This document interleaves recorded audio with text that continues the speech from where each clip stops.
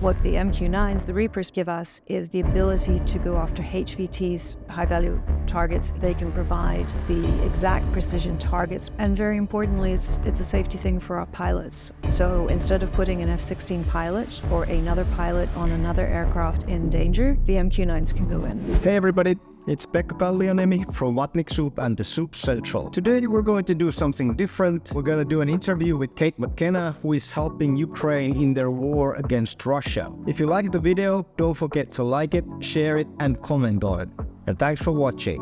We have a guest here. We are doing a little interview. Maybe you can tell the viewers who you are and what do you do for Ukraine. My name is Kate McKenna, and I have worked for Ukraine for almost 2 years as a volunteer. I help Ukraine access technologies. I speak to companies, CEOs of companies, to get whatever Ukraine needs. Originally, when I started, we were looking for drones, whole systems. Now, as we're building the internal manufacturers, I'm looking for mostly components. And the other thing is that through a network of amazing people, I often get told of retired systems that Ukraine could use. And so we're working currently on getting the CRAMs, which are a railgun, but basically it's the last point of hope. These guns used to be on frigates, so it's like a smaller warship. Canada has 12 of them. And so we're going to try and get those to protect the power stations and other infrastructure. It's pretty typical of what I search for.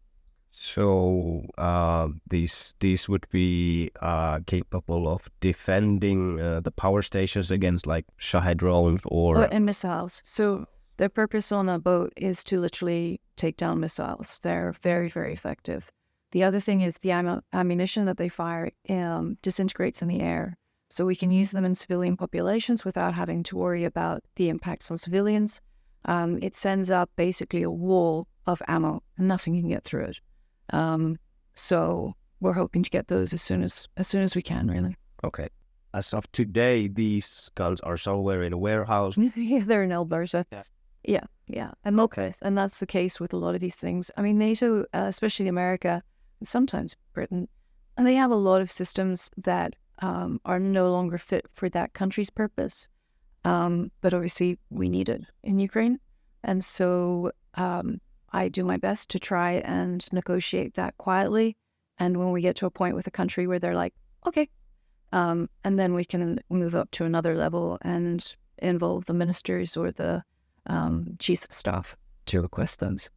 So you started with drones, right? Was it? Yeah. So you know a lot about drones, and you've gotten a lot of drones to Ukraine, or? Yeah, well, I've helped. So I volunteered for United 24 in the Ministry of Digital Transformation. And yeah, we've succeeded in doing a lot of things. One of the things that I've worked on is also testing systems in Ukraine, because the war has changed dramatically. I mean, it changes dramatically very, very quickly. So one of the things that I work on is working with the manufacturers and developers from the West, or wherever we get this, bringing it to Ukraine and testing it. And that goes for components as well.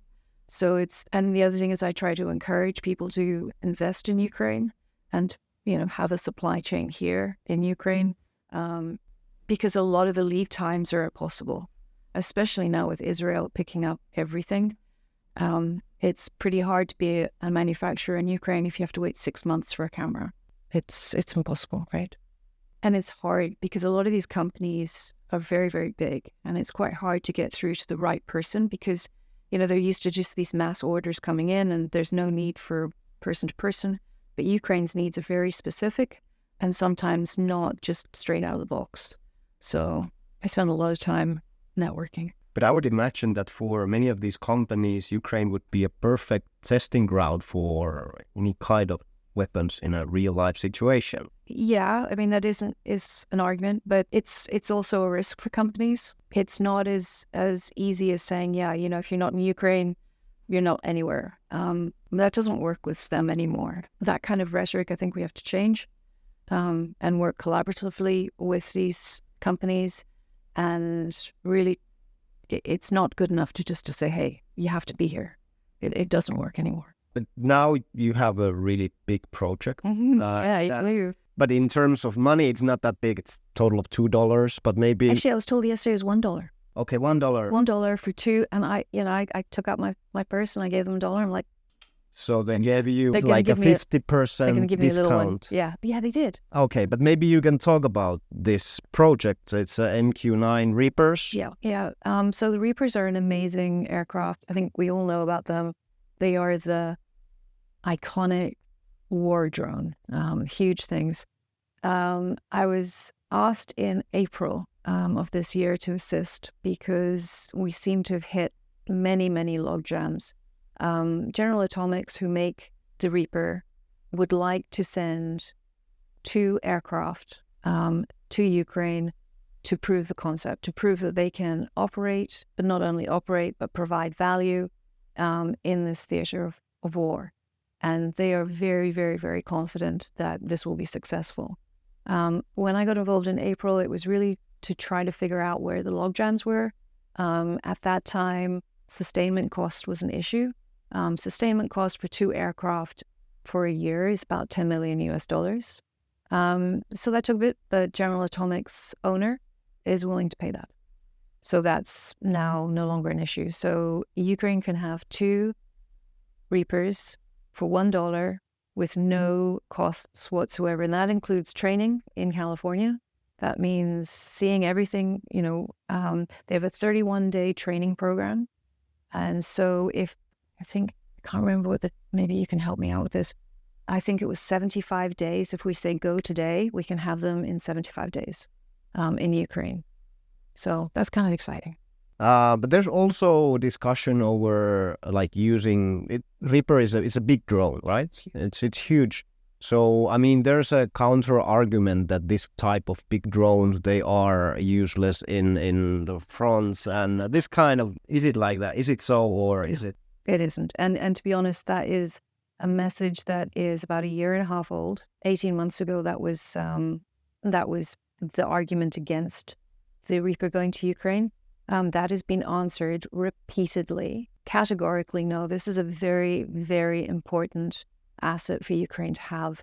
They are survivable. They are fantastic in terms of their strike capacity, and we should have them. I mean, we really do need to have them. The F-16s are great, but as somebody described them this morning, they're an airborne sniper.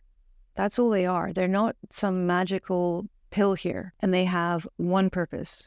So if you imagine a sniper in the air, that's what the F-16s deliver, air to air. What the MQ9s, the Reapers, give us is the ability to go after HVTs, high-value targets in Russia, and also to take out some of the equipment that's causing us much difficulty. They can provide queuing. Queuing is where they can provide the exact precision targets because of their ISR capabilities to F-16s. They can say, hey, this is the jet that's coming through. This is where you want to go, whatever. But it can also take out, its weapon delivery systems are amazing. Okay. But I think there's another interesting aspect or important aspect that we didn't mention yet, is that in case one of these Reapers is shot down, there's no like, it doesn't involve any people. So they are unmanned vehicles operated from somewhere else, like a remote location. So it's also a safety thing for the soldiers. And, yeah. Well, and very importantly, it's a safety thing for our pilots. Our F-16 pilots are going to be invaluable. I mean, their life, and we need to value life anyway, but in terms of their training and their value to Ukraine is enormous. So instead of putting an F-16 pilot or another pilot on another aircraft in danger, the MQ9s can go in. And here's the thing, if we prove the concept with these two aircraft that we can have for $1, the US has 100 in warehouses. Britain is retiring their MQ9 Block A's.